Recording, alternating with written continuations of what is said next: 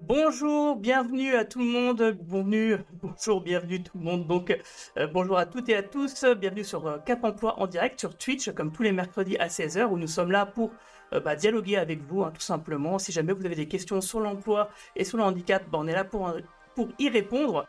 Et vous considérez ça donc du coup un peu comme un guichet à ciel ouvert. Vous pouvez nous poser donc toutes vos questions donc sur l'emploi et le handicap comme je viens de le dire, mais aussi sur la thématique du jour. Et aujourd'hui, on va échanger avec alias Petite Loutre, créatrice de contenu sur Internet. Bonjour. Salut, bonjour à tous et toutes. Alors, petite question rituelle, est-ce que vous nous entendez bien? Est-ce que vous nous voyez bien sur le chat? Je vois qu'il y a déjà du monde d'ailleurs. Bonjour à Florent François, bonjour à Gaëlo, bonjour à Alpadrona, bonjour à Madnea, bonjour à Xantis. Alors j'espère que je dis correctement vos pseudos. Et bonjour à Archer qui est là comme toutes les semaines. Il y a du monde aujourd'hui. Et on voit et on entend, dit Alex de Cap Emploi, donc Alexandra de Cap Emploi 57, donc la directrice qui est là également. Il y a du monde aujourd'hui, il y a du monde. Je pense que c'est pour toi, Nadine. Alors, pour rappel, ces émissions sont sous-titrées en direct par une intelligence artificielle, mais pour le replay, je vais bien sûr refaire ces sous-titres, qu'ils soient les meilleurs possibles, et ça sera disponible en replay donc sur notre chaîne YouTube de Cap Emploi 57. Alors, aujourd'hui, on va parler d'un sujet qui me semblait un peu important d'aborder, qui sont les troubles du spectre autistique, et notamment en entreprise, tout simplement parce que en fait, c'est un peu ton cheval de bataille, ton sujet principal, puisque tu as créé un blog qui s'appelle le blog de petiteloutre.com, qui est un blog de vulgarisation qui est vraiment très bien fait, avec beaucoup de contenu, de créativité, et ça permet par exemple à toutes les personnes qui sont un peu loin de ce sujet-là justement de se former, d'apprendre un petit peu.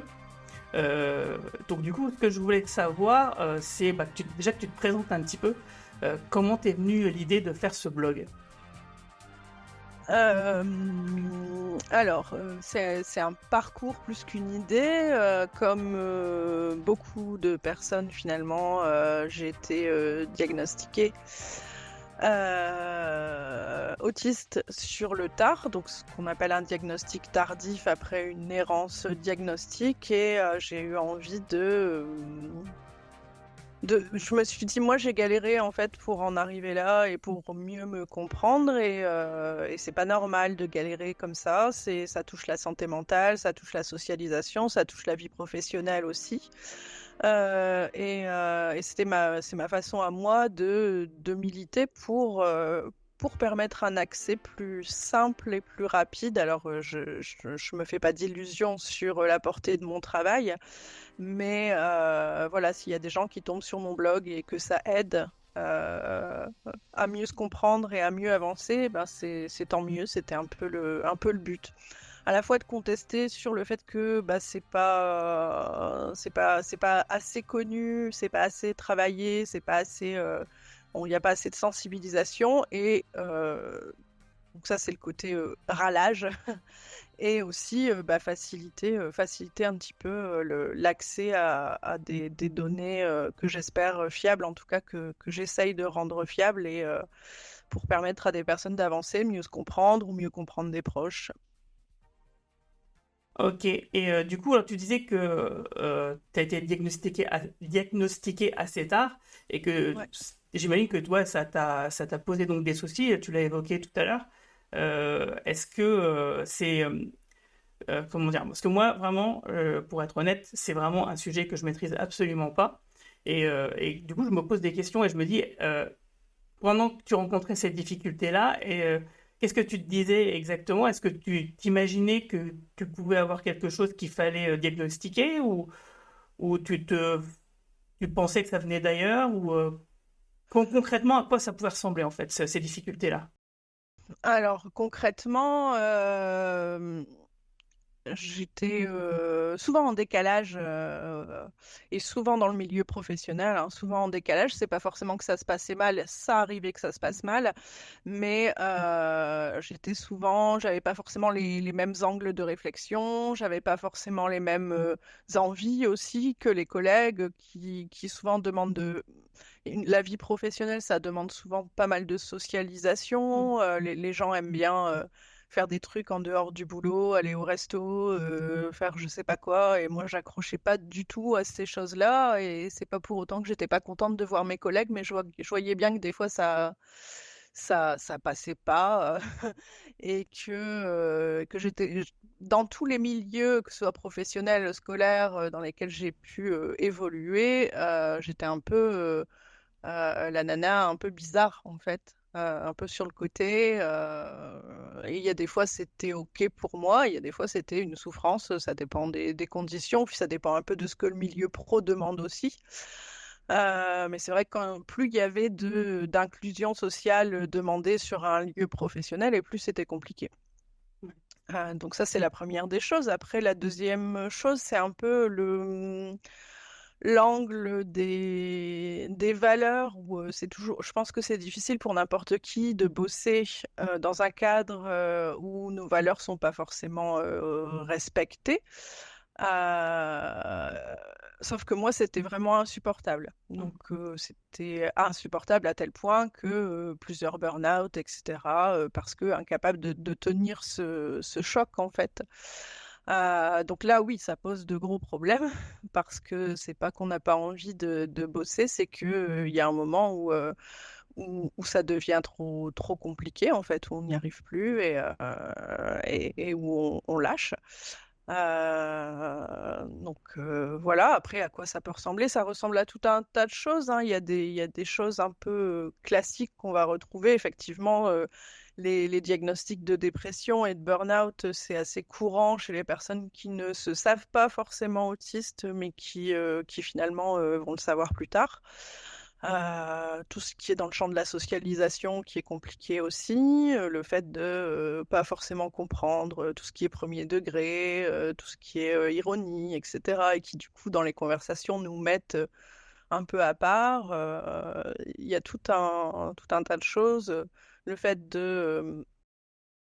d'avoir pas la même réponse émotionnelle que les gens qui nous entourent aussi, d'être confrontés aux mêmes faits, mais d'avoir une réponse, une réaction complètement différente. Et du coup, parfois, ça peut choquer les gens aussi, d'avoir l'impression que soit on est beaucoup plus froid et beaucoup plus éloigné, soit on est finalement beaucoup plus touché. Euh, Après, je peux en parler des heures et je Oui, non, pense mais pas je que ce t'écoute, soit hein, le but. t'inquiète, hein. Mais j'ai envie de dire, c'est peut-être les choses principales qui me mettaient en décalage, par rapport aux collègues.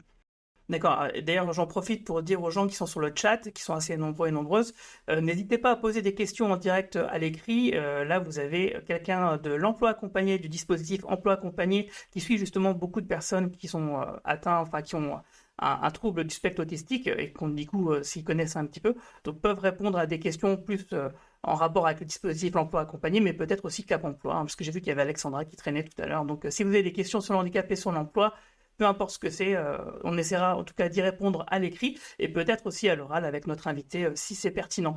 Alors, ce que tu décrivais je trouve assez parlant, mais dans ce que tu dis, j'ai l'impression que c'est plus par rapport aux collègues que par rapport à ta hiérarchie, peut-être, ou je me trompe? Bon, la hiérarchie, elle est incluse dans les Ouais, les collègues, deux. hein. D'accord. Mais ouais, la hiérarchie peut être. Alors, je sais que moi, j'ai souvent surpris ma hiérarchie, par exemple, en gardant des positions plus longtemps que Mm. d'autres collègues l'auraient fait sur des faits où j'étais pas forcément d'accord. Donc, des conflits un peu plus, pas forcément inadaptés, mais peut-être plus difficiles. Et puis après, il y a d'autres choses aussi, hein. Il y a le fait d'être finalement, et qui là vont plus dans le sens de la hiérarchie en général, mais d'être très méthodique, très organisé. Donc ça, en général, ça se passe bien. Par contre, je suis très perturbée quand il y a des gens autour de moi qui sont beaucoup moins méthodiques et beaucoup moins Mm. organisés. Du coup, parfois, le travail d'équipe, c'est Je compliqué. comprends. Voilà. Ouais, non, mais oui, tout à fait, je vois ce que tu veux dire. Mais du coup, parce qu'en fait, ce diagnostic, il est arrivé assez tardivement, comme tu le disais, et ce que tu me décris là, c'était avant.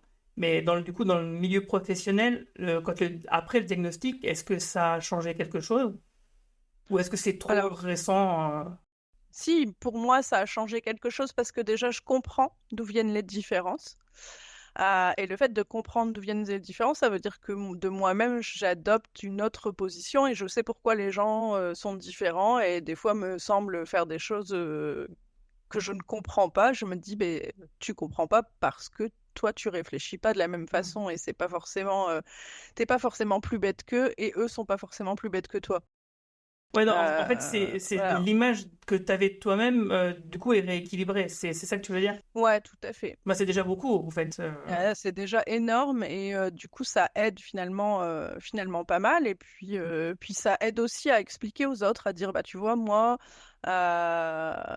je vois les choses comme ça, c'est comme ça que je l'ai pris, c'est comme ça que et on est beaucoup plus à l'aise dans le fait de c'est pas de la justification, c'est Bien sûr.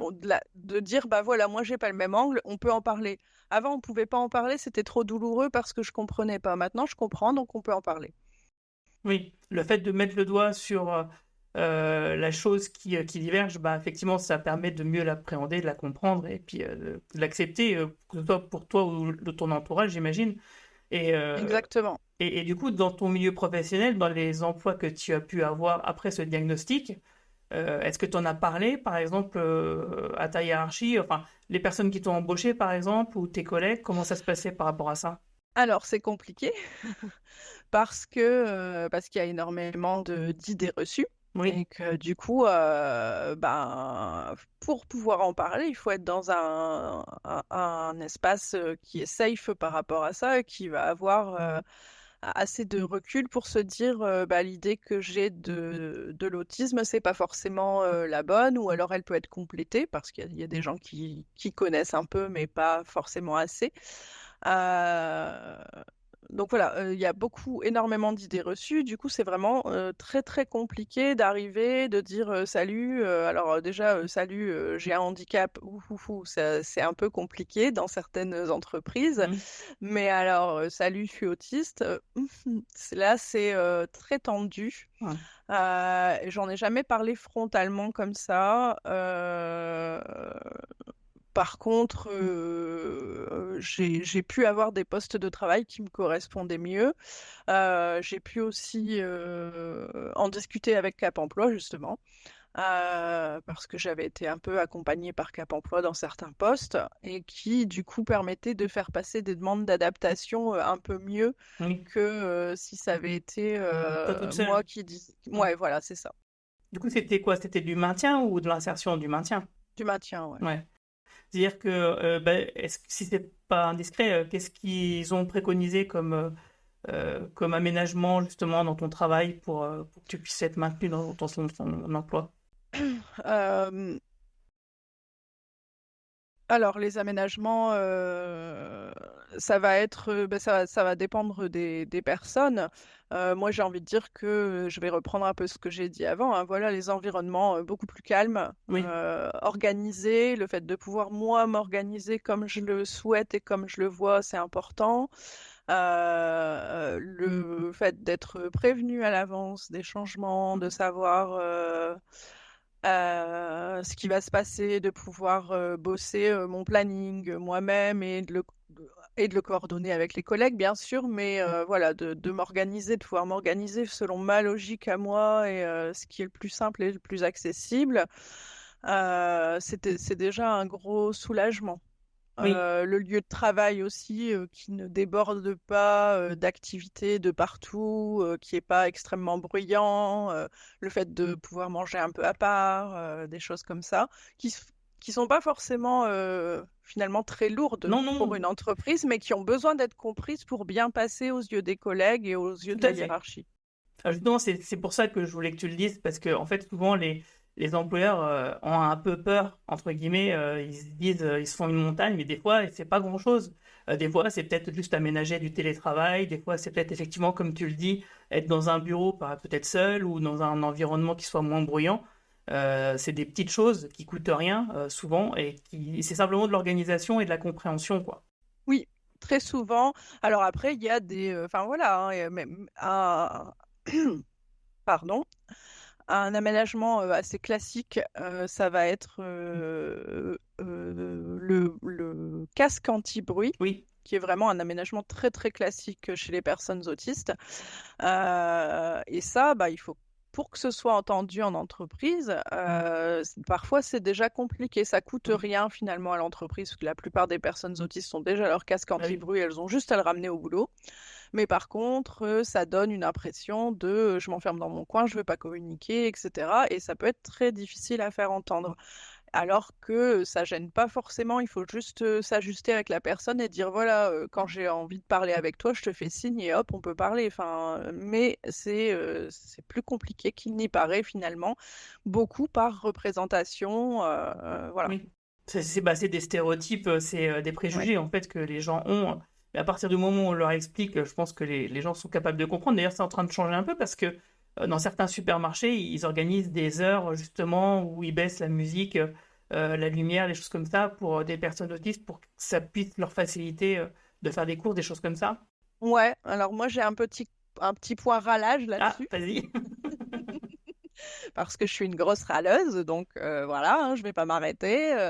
Alors les heures bleues, c'est chouette, sauf que c'est des heures et que souvent, alors ça dépend, hein, ça se démocratise un peu et on voit des trucs un peu plus sensés, mais en général, et d'ailleurs j'avais fait un truc sur Twitter parce que ça m'énervait, on va avoir une heure bleue le jeudi de 10 à 11 et le mardi de 13 à 14, c'est-à-dire dans les heures où il y a déjà personne, alors que Ça va bah, en faire tes fait courses.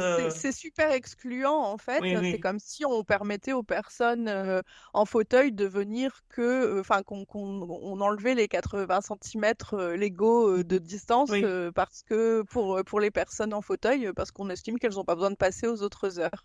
tout à fait. Donc c'est bien quelque part, mais enfin il faut réfléchir aussi à plus d'inclusivité Oui.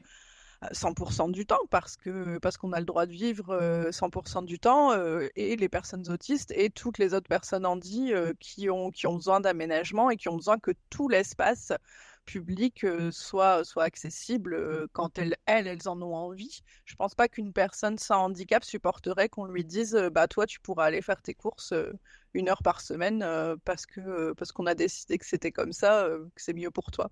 Oui, oui, t'as Voilà. raison. Ce que je voulais dire par là, c'est que dans la société, il y a une prise de conscience de la question, en fait. Après, les réponses apportées, effectivement, sont pas toujours très, comme tu dis, sensées, pas toujours très adaptées, mais au moins, ça fait son petit bonhomme de chemin, quoi, tout doucement. Il y a des petites avancées, elles sont à saluer, je suis complètement d'accord. Par contre, dire ah c'est super, bah pour moi c'est un peu nivelé par le bas et du coup dire plutôt bah on continue Ouais, quoi. ouais, C'est ouais, je c'est comprends. surtout Oui, ça oui, le oui. discours.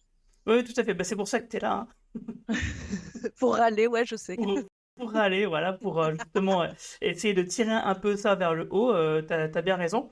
Alors, je vais revenir un petit peu sur le chat parce que je vois qu'il y a eu des questions. Ah oui, alors il y a Archer qui demandait s'il existait un diagnostic efficace pour diagnostiquer justement l'autisme. On va y revenir un peu plus tard parce que justement j'avais des questions par rapport à ça. Mais juste avant, je voulais te poser un peu des questions sur ton site internet parce que encore une Ouais, fois, je le trouve vraiment bien. Et t'es pas toute merci. seule en fait pour le faire, t'es aussi épaulée par une graphiste. Est-ce que tu peux nous en dire deux Oui. mots? C'est une personne qui est très proche et j'ai la chance du coup d'avoir dans mes proches quelqu'un qui gère un peu tout ça. Moi, j'ai déjà un petit, voilà, une petite. Je suis un peu autodidacte sur ces questions-là, mais l'œil d'une professionnelle, c'est comme partout, hein, c'est beaucoup plus parlant. Et donc, ouais, du coup, très régulièrement, c'est quelqu'un qui m'aide à organiser tout ce qui est infographie, qui me dit, voilà, là, tu devrais faire ça comme ça sera plus parlant. Et la petite graphiste est d'ailleurs dans le chat Ouais, je la avec vois, nous, c'est C'est Madnéa. Madnéa. Ouais, Ouais, ouais, ouais. bonjour. Et puis, bah, du coup, pour aller jusqu'au bout, hein, elle a aussi un regard assez régulier sur les articles qui sont publiés. Déjà parce qu'on est pas forcément de la même génération, et en plus aussi parce que voilà, les personnes autistes ne se ressemblent pas forcément entre elles dans leurs besoins. Et du coup, moi, ça me permet d'avoir un deuxième regard où j'aurais peut-être tendance des fois à plus parler sans faire exprès de moi, mon angle de vue. Et le fait qu'il y ait quelqu'un qui me dise, bah, tu vois, là, moi, j'aurais aussi besoin de ça. Et ben, c'est très aidant et ça complète beaucoup mon propos, en fait. Ouais. Donc, merci Badnéa d'être là. Ouais, et bravo. Et d'ailleurs, oui, sur Instagram aussi, vous adaptez un peu les contenus et c'est vachement bien. Et notamment, il y a un truc que j'avais bien aimé, c'était le fatigomètre Oui. pour mieux évaluer la fatigue et du coup pour que les personnes elles puissent réagir, qu'elles puissent savoir à quel moment bah, il faut qu'elles se mettent un peu en retrait ou qu'elles s'adaptent, Voilà, quoi. complètement. Complètement. Et alors ça, c'est un outil qui est, que j'ai moi conçu pour personnes autistes d'abord parce qu'il y a une forte fatigabilité chez les autistes. Bien sûr. Mais c'est un support qui peut tout à fait être utilisé finalement dans pas mal de handicaps, de pathologies qui imposent de la fatigue chronique, etc. Je sais qu'il y a il y a d'autres gens qui l'utilisent que les personnes autistes. Et c'est effectivement un peu s'éduquer à avoir le réflexe de s'arrêter quand il faut avant qu'il soit trop tard. Et avant de craquer complètement, apprendre à avoir le réflexe de se dire, oula, ça commence à être difficile, où est-ce que j'en suis et qu'est-ce que je mets comme réflexe en route pour pas aller trop loin pour moi. Et ça peut être utilisé dans le milieu pro aussi pour avertir ses collègues à dire bah là ça devient difficile. Et c'est pas toujours évident de prendre la parole pour parler de difficultés, que ce soit en milieu pro, en milieu familial, amical, etc. Et le fait d'avoir un support visuel, ça peut être un média de communication qui casse un peu cette difficulté à réussir à dire bah là j'en peux plus ou là ça va, hein, ça existe aussi. Oui. Voilà. Ouais, ouais, je comprends bien. C'est vrai que par exemple, à Pyramide Est, l'association qui porte le Cap Emploi en Moselle, on fait de temps en temps des formations justement sur le trouble, les spectres du trouble autistique en entreprise, justement, avec ce genre de petits supports. Et le fait que tu aies développé ça, je pense que ça peut aider plein de gens, justement, et plein d'entreprises à prendre conscience un peu bah, de la question et de s'en emparer correctement. Mm, Donc, mm. encore une fois, bravo. Merci. Justement, du coup, sur le site web, donc, vous avez plusieurs catégories. Donc, il y a la sensibilisation avec des articles comme, par exemple, bah, qu'est-ce que c'est que l'autisme? Un autre avec des tests sur le TSA. Par exemple, est-ce que là, c'est pour justement essayer d'avoir une sorte de pré-diagnostic? Alors, un pré-diagnostic, c'est un terme officiel, hein. Du coup, on va pas parler de D'accord. pré-diagnostic. Le pré-diagnostic, c'est en gros le diagnostic d'autisme. Il se fait souvent en minimum 2 étapes, hein, parce qu'il peut y avoir d'autres pros. Et le pré-diagnostic, c'est en général toute la batterie de tests qui est faite par un neuropsy pour effectivement évaluer les troubles du spectre de l'autisme. Là, on va plus parler de pistes à creuser, D'accord. de se demander si on arrive soi-même à se dire, bah tiens, ce serait peut-être quelque chose qui me concernerait. Le fait d'avoir des tests à dispo, ça objective un peu. Est-ce que c'est vraiment une piste à creuser pour moi ou pas, sachant que tout ce qui est autotest, hein, donc test qu'on réalise soi-même, il y a toujours énormément de biais finalement parce qu'on a une image de soi qui est pas, bah, qui est l'image qu'on a de soi et qui serait certainement autre par un professionnel. Ça permet d'avoir un premier niveau de réponse. Si on fait ces tests-là et qu'on se rend compte qu'on est négatif partout, c'est pas forcément une piste à creuser. Si on les réalise et que ça matche à chaque fois, il faut, à mon avis, se poser des questions et choisir. C'est à chacun de choisir aussi. Est-ce que je veux avancer plus et me tourner vers un pro? Ou est-ce que de moi-même, j'estime que je corresponds au trouble du spectre autistique, que j'aurais pas de diagnostic officiel, c'est possible, mais de moi-même, je me trouverais peut-être des aménagements tout seul. Mais ce sera pas valorisable en milieu pro, en milieu médical, etc. Voilà, donc oui, effectivement, moi je vais encourager, c'est pour ça que ces tests sont là, hein, les personnes qui se posent des questions à fouiller ça, ce côté test, mais pas seulement, aussi à aller fouiller tout ce qui est ressources, tout ce qui se fait en sensibilisation, Euh, voilà. Pour s'ouvrir une piste éventuelle. Et Et du coup, après, justement, bah, je demandais à Madnéa si elle est dispo, si elle peut justement mettre dans le chat le lien vers cette partie du blog, parce que je voyais qu'Archer se posait des questions dans le chat tout à l'heure, ou si toi tu peux le faire. ouais, Euh, ouais, je peux le faire Comme ça, aussi. Archer, si jamais ça peut t'aider, n'hésite pas donc à passer ce test. Voilà, merci Madnéa. Donc oui, encore une fois, un coup, merci. Ouais, donc c'est sur https le blog de petiteloutre.com/autotest-tsa. Donc je vous encourage à y aller si jamais vous vous posez des questions.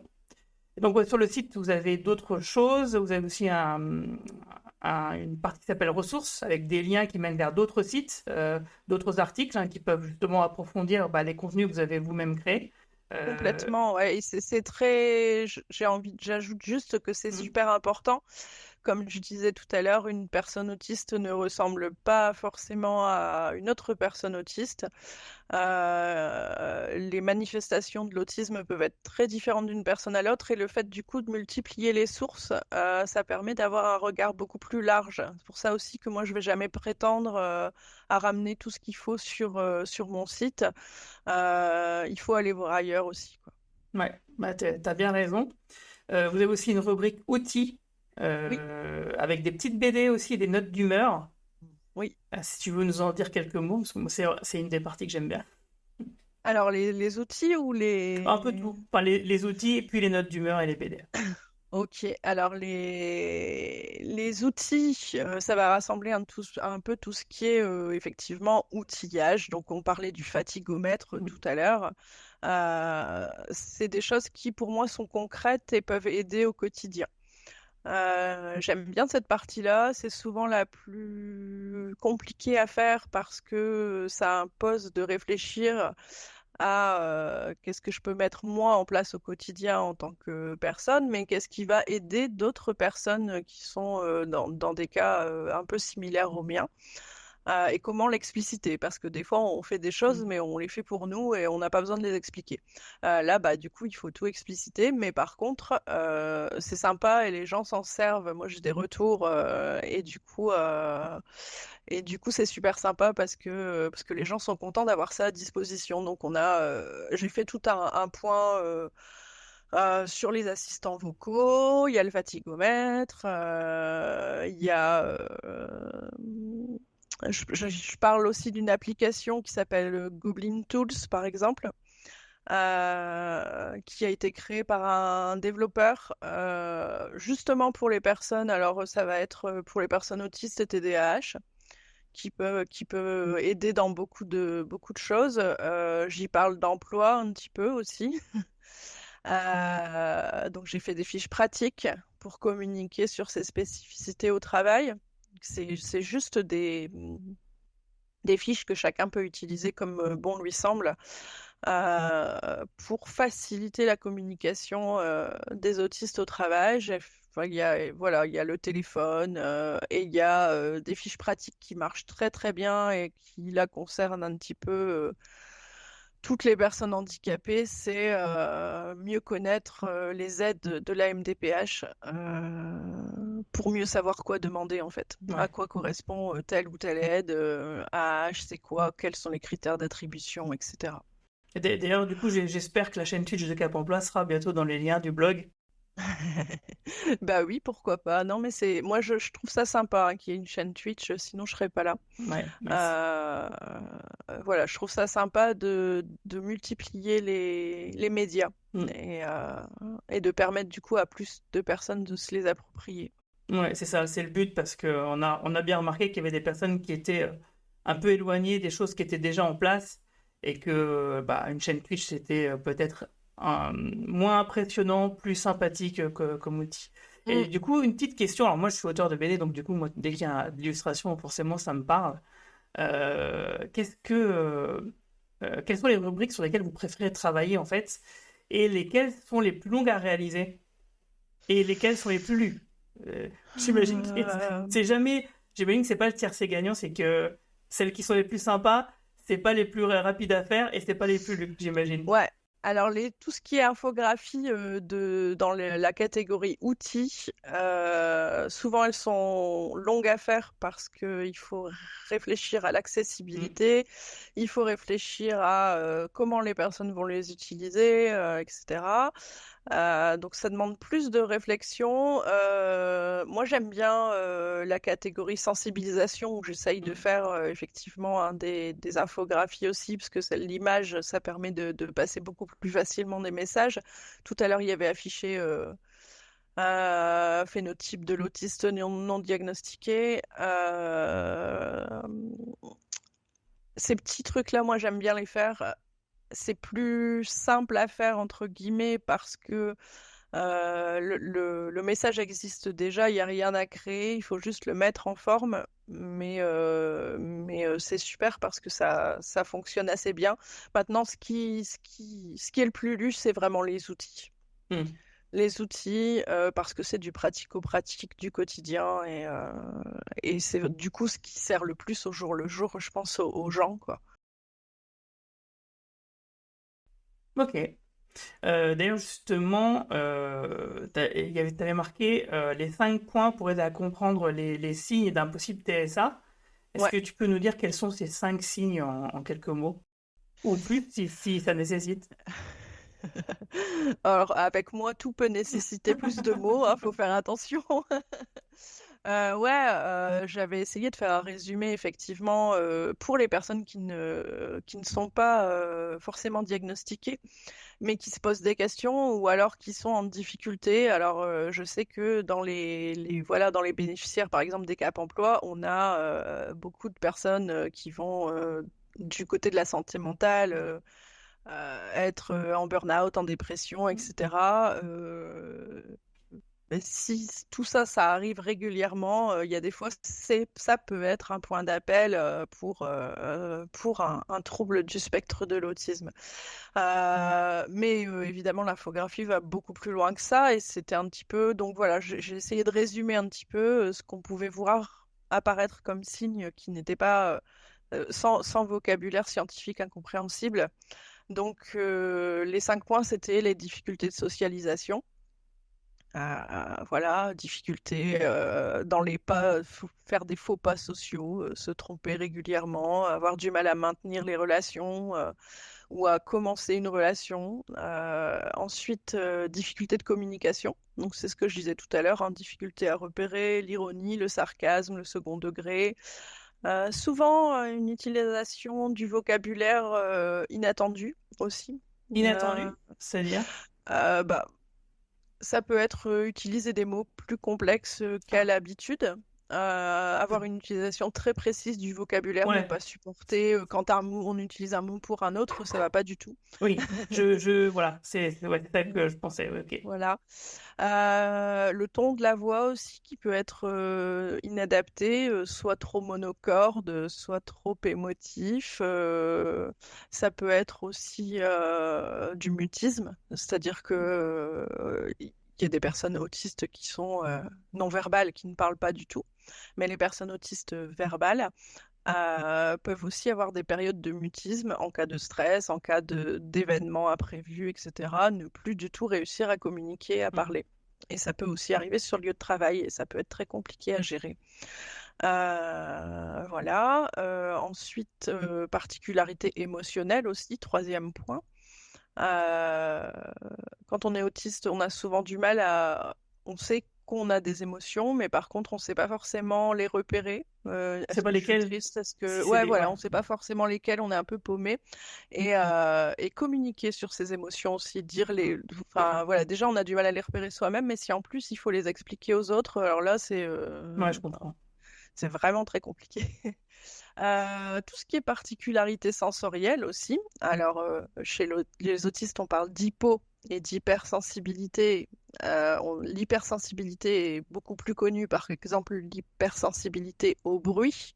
C'est un fait assez connu que les autistes ont du mal avec les sons très forts ou les bruits très, très envahissants. Mais ça marche dans tout. Ça marche avec la vue, le goût, l'odorat et Et du coup, on parle aussi très peu d'hyposensibilité, c'est-à-dire le fait de ressentir moins que la norme, Mm. comme par exemple une hyposensibilité à la douleur. On se rend compte que quand on va chez le médecin, bah, le médecin dit vous devriez avoir très mal et nous on est juste un peu gênés, des choses comme ça. Donc ça c'est une particularité autistique assez courante euh,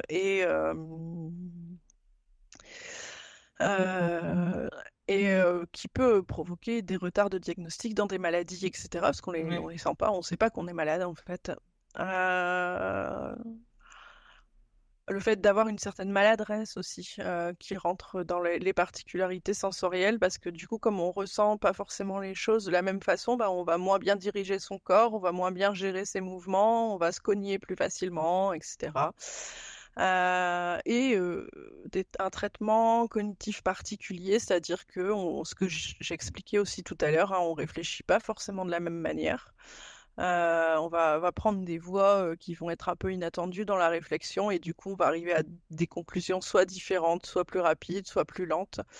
On va faire beaucoup plus attention à toute une foule de petits détails qui vont pas être qui vont pas être forcément le cas de tout le monde. Et puis la capacité à focaliser plus quand un sujet nous intéresse. Et ça, bah, toutes ces choses-là, on n'a pas, enfin, on n'attend pas le diagnostic pour les développer. Bah oui. Et donc c'est déjà présent chez les personnes qui ne sont pas diagnostiquées, sauf qu'elles ne savent pas à quoi c'est dû et qu'on va se dire mais qu'est-ce qu'il a celui-là à ne s'intéresser que aux vêtements des chevaliers du Moyen Âge. Bon, c'est un cliché, hein, mais Oui, mais euh, je vois ce que tu veux dire. à ne s'intéresser que à ça et avoir acheté 800 bouquins sur la question et voilà. Ok. Il y a aussi, pour que les gens se rendent bien compte du genre de contenu que tu as sur ton site, Mm. j'ai vu que tu parlais de la théorie du Uno. Ouais, Est-ce que tu peux nous en parler ça c'est aussi un petit peu? rigolo. Ouais. Du coup, la théorie du Uno, c'est un truc qu'on m'a raconté et dont j'ai pas retrouvé la trace, mais je voulais quand même l'expliquer parce que c'est vraiment sympa. Ça explique un petit peu comment peut réfléchir une personne autiste de manière complètement différente d'une personne non autiste. Tout le monde connaît, enfin j'espère, le jeu du Uno Bien sûr. où on a des cartes en fait avec un chiffre et une couleur. Donc on va prendre un 1 rouge, on a le 1 et le rouge, c'est les deux données qui sont par la carte et on imagine que le 1 et le rouge représentent d'une part le côté factuel des choses, donc les faits, et d'un autre côté l'angle émotionnel. Et en fait, il y a beaucoup de gens qui vont communiquer avec le côté émotionnel. Et les personnes autistes vont communiquer plus avec le côté factuel. Et du coup, le fait de développer ça en disant, bah voilà, moi je mets une carte Uno avec un 1 dessus, je m'attends à ce qu'on me réponde avec un 1 parce que j'ai communiqué sur ce côté-là. Et la personne me répond rouge, bah on se comprend pas en fait. Ouais. Parce qu'on parle pas du même angle, on part pas du même angle. Et du coup, ça peut produire des vexations, des énervements, des ceci, mais pourquoi cette personne elle me dit ça alors que moi j'attendais quelque chose d'émotionnel, par exemple dans les demandes de soutien, souvent on voit des discussions comme ça qui sont ah je vais pas bien, j'ai besoin de soutien, et puis beaucoup de gens vont répondre ah pauvre de toi, qu'est-ce qui t'arrive, je suis triste pour toi, etc. Et puis il y a une personne autiste qui va se pointer et qui va dire bon alors la solution c'est quoi? On peut faire ça, on peut faire ça, on Ok. peut faire ça, on peut faire ça. Et ça paraît vachement froid, alors que ça l'est pas du tout. C'est juste que l'angle d'approche est complètement différent et qu'on se dit, bah, ok, cette personne, elle va mal, on voit qu'elle va mal, elle le dit, elle l'exprime, elle dit qu'elle a besoin d'aide. Ok, bah, nous, on cherche des solutions factuelles, opérationnelles pour l'aider.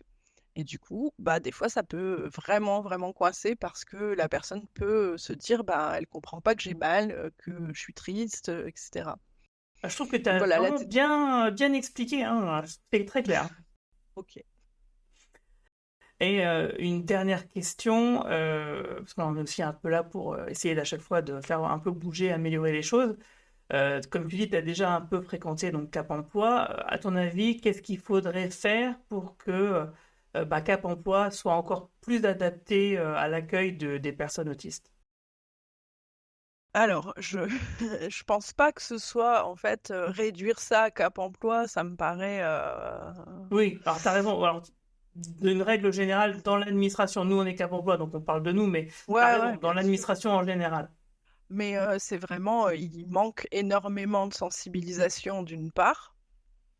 Euh, et ça, c'est pas du fait de Cap Emploi, hein, c'est du fait du monde médical et des a priori. Et quand on dit autiste, on pense Rain Man, on Oui, pense oui, pas oh oui. qu'il puisse y avoir des personnes autistes assez fonctionnelles pour travailler, etc. Ou ne pas travailler, mais apporter quand même des choses.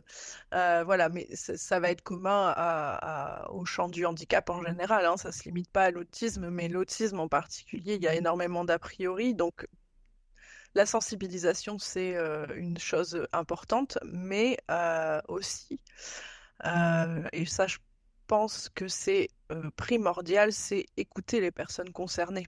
Mm.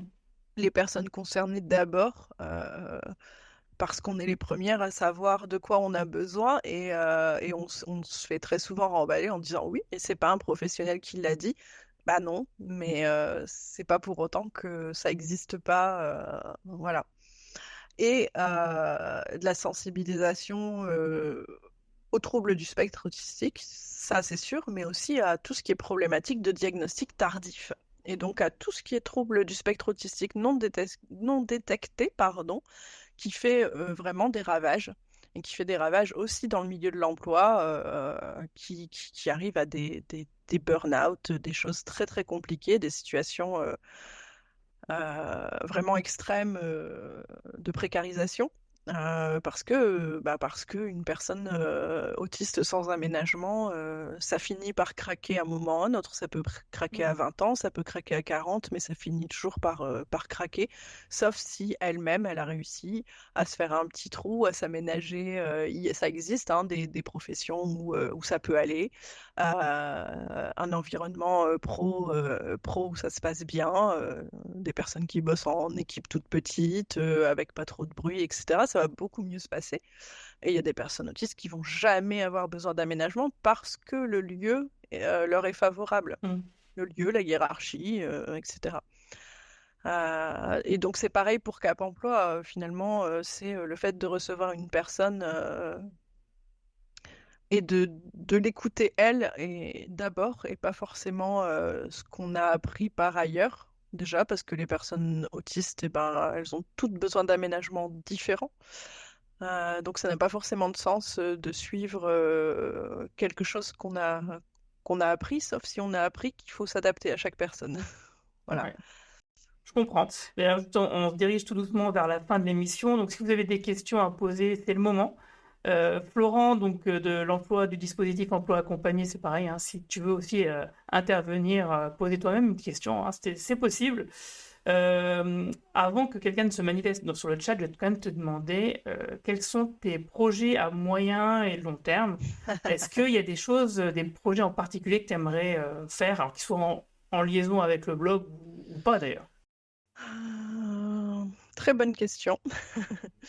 Ouais, j'ai toujours plein de projets, c'est ça le problème. Alors, qu'est-ce qui sera applicable, réalisable ou pas? Moi, j'aimerais bien proposer à terme, je ne sais pas dans quel délai, mais mes propres supports de formation, euh, que ce soit adressé à des particuliers ou à des organismes qui en auraient besoin de sensibilisation sur l'autisme.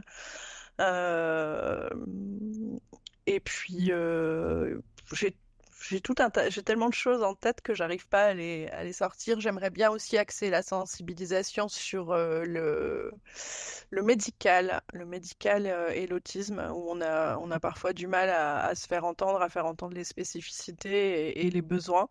Et j'aimerais bien aussi toucher un petit peu le social, parce qu'il y a beaucoup de travailleurs sociaux qui arrivent sur le marché de l'emploi, qui sont pas forcément si formés que ça à l'autisme. Et je trouve ça dommage et j'aimerais bien réussir à mettre mon grain de sel une fois de temps en temps là-dedans. Ok, t'es dans quelle région en France? Ah, dans le Nord. Dans le Nord. Donc, si jamais vous êtes une administration ou une entreprise qui veut faire des formations de sensibilisation sur l'autisme, bah, vous saurez où toquer. Il y a Archer sur le chat qui dit bravo madame. Je pense que c'est Merci sincère. Archer, c'est gentil. Vous pourrez bien sûr aller récupérer toutes ces informations sur le blog de Petite Loutre. C'est ça, hein, je ne me trompe pas, hein, c'est Ouais, c'est ça. blogdepetiteloutre.com. De toute façon, je vais mettre toutes les descriptions pardon, tous les liens dans la description de la vidéo. Comme ça, vous pourrez cliquer tout simplement pour aller dessus. Dernière question. Justement, quelle est la question que je ne t'ai pas posée à laquelle tu aurais aimé répondre? Ah, ça, c'est une question piège. Un peu, j'avoue. C'est pour ça que je la pose à la fin. Ouais, ouais, ouais. Je sais pas. Euh, Ça peut être rien parce que finalement, mon interview était parfaite. C'est possible aussi. euh,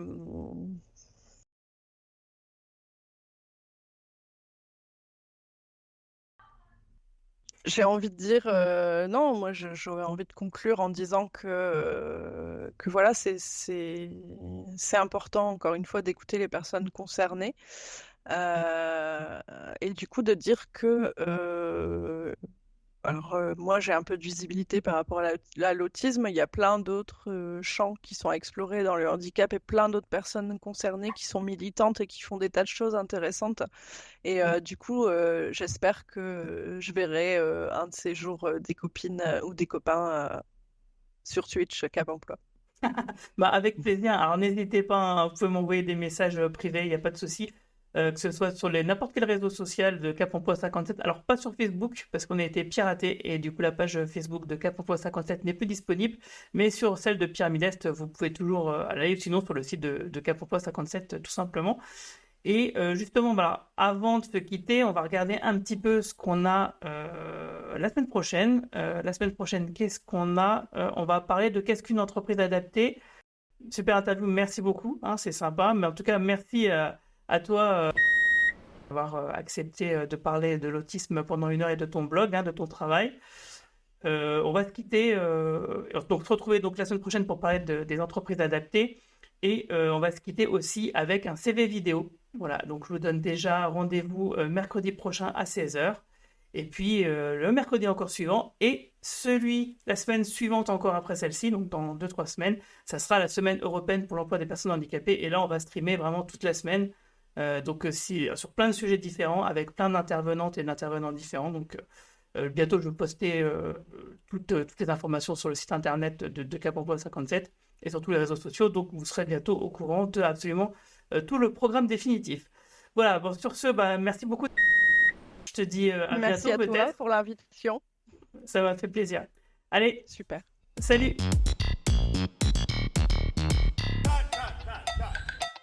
Bonjour, je m'appelle Régine Mangeot, j'ai 55 ans. J'aimerais travailler dans la vente ou l'accueil.